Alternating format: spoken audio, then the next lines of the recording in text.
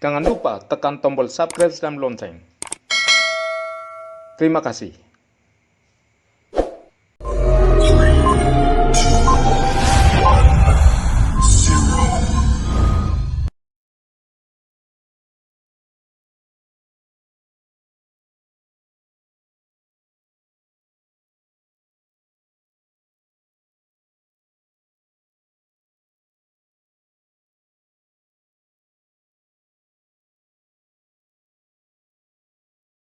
Eh,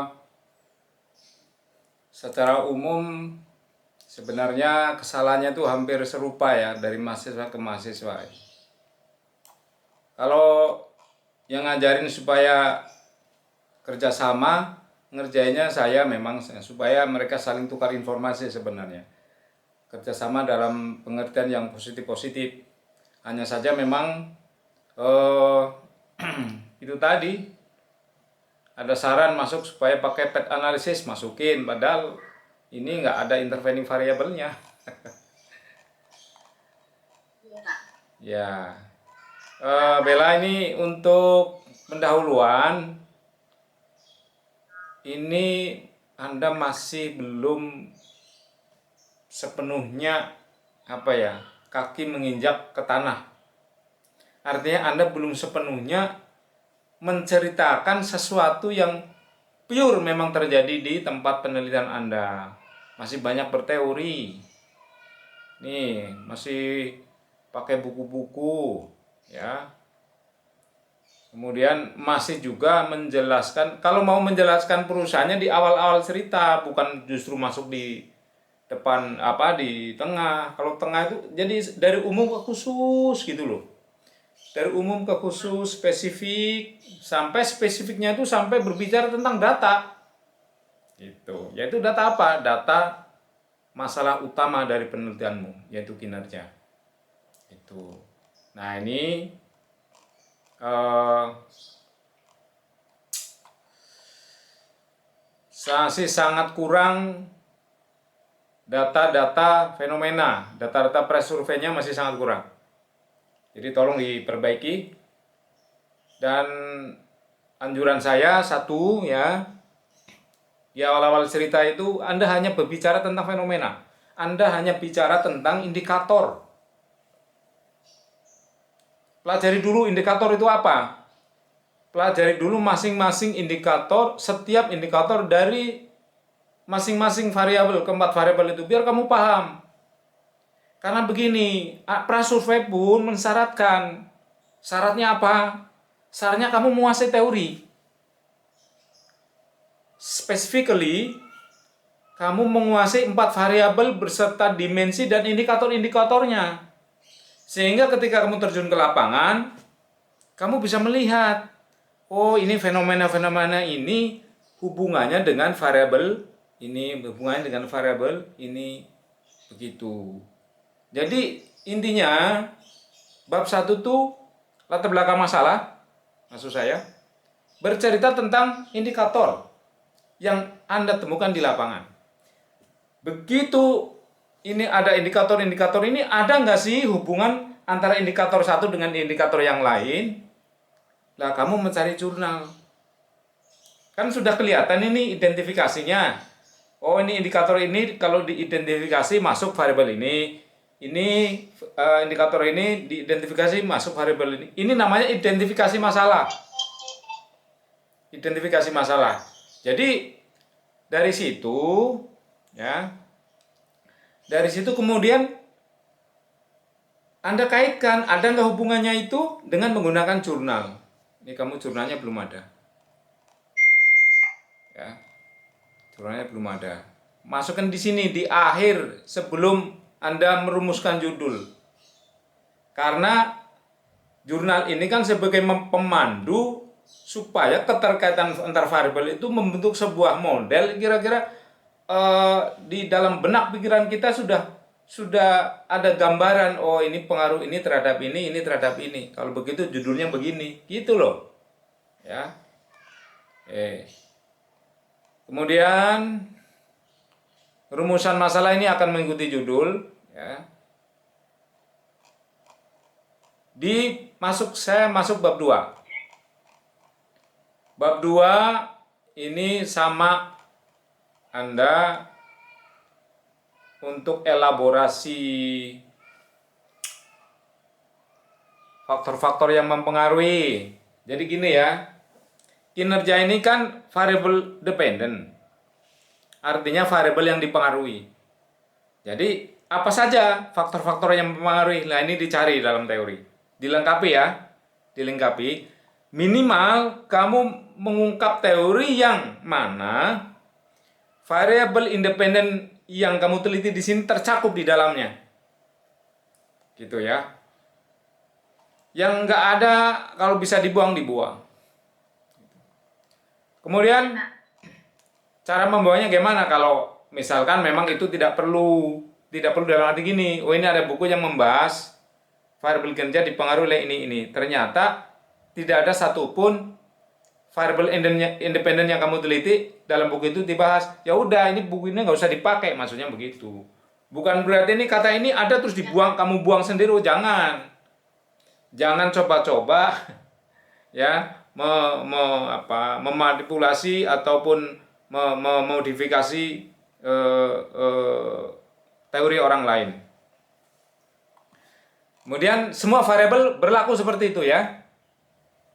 Nah, untuk variabel independen ini kan variabel yang mempengaruhi atau prediktor variabel atau variabel penjelas.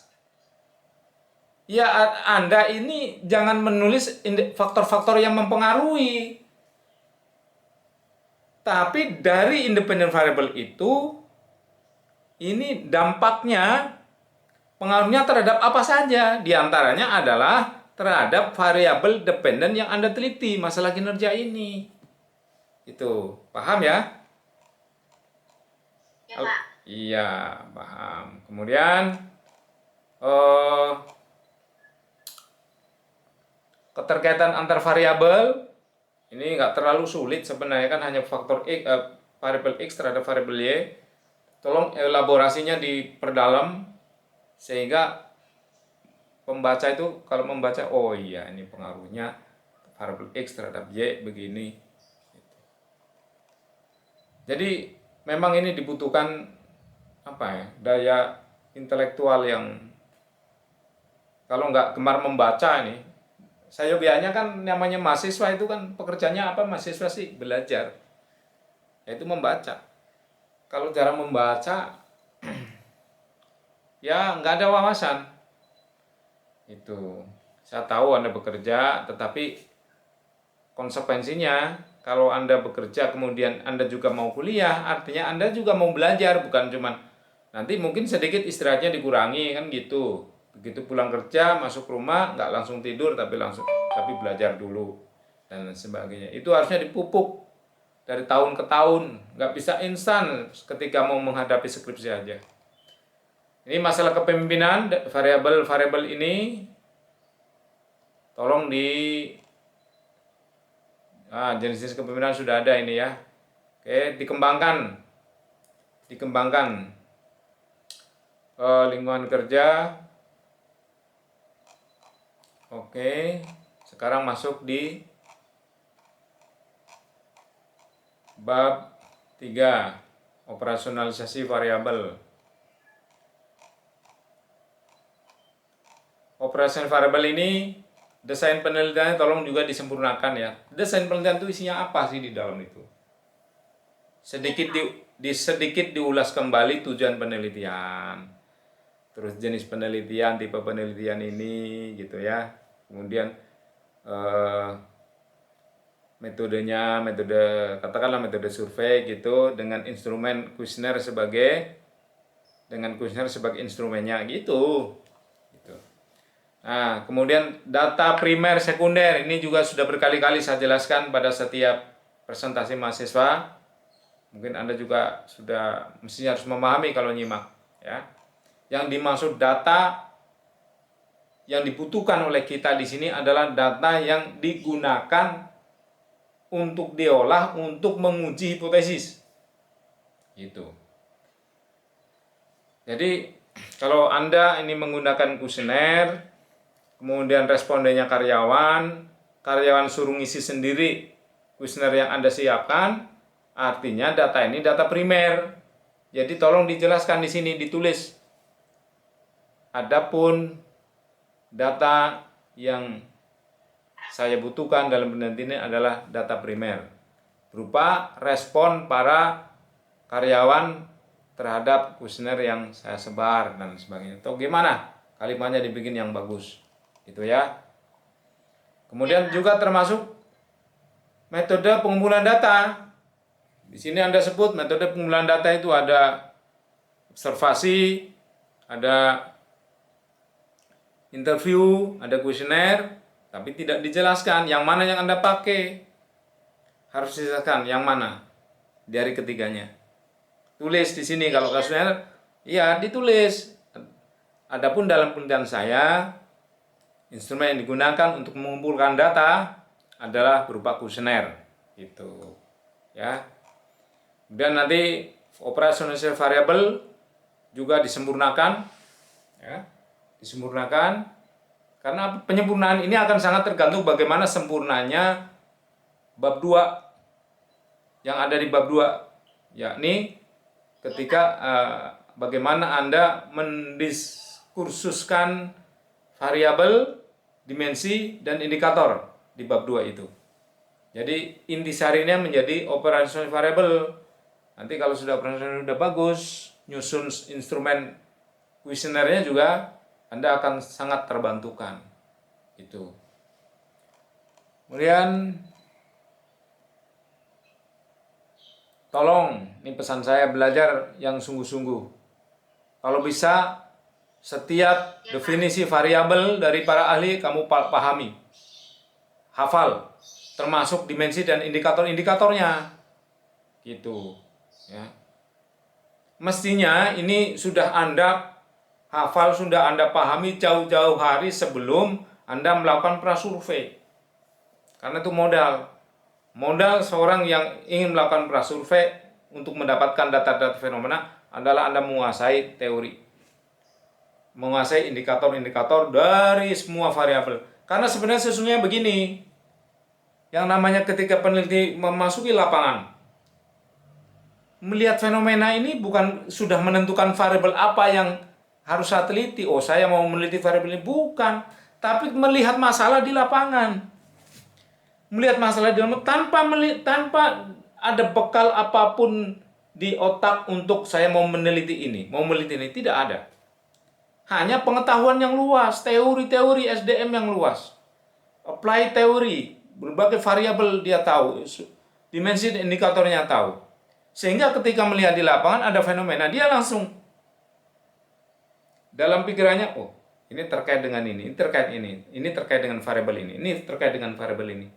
Sehingga penentuan variabel itu bukan berdasarkan apa-apa, kecuali berdasarkan karena melihat adanya gejala sosial, adanya fenomena yang ada di lapangan. Gitu. Itu saja, terima kasih Bu Yuslinda, komentar dari saya. Nanti untuk penyempurnaan selanjutnya melalui bimbingan ke bimbingan. Jangan lupa tekan tombol subscribe dan lonceng. Terima kasih.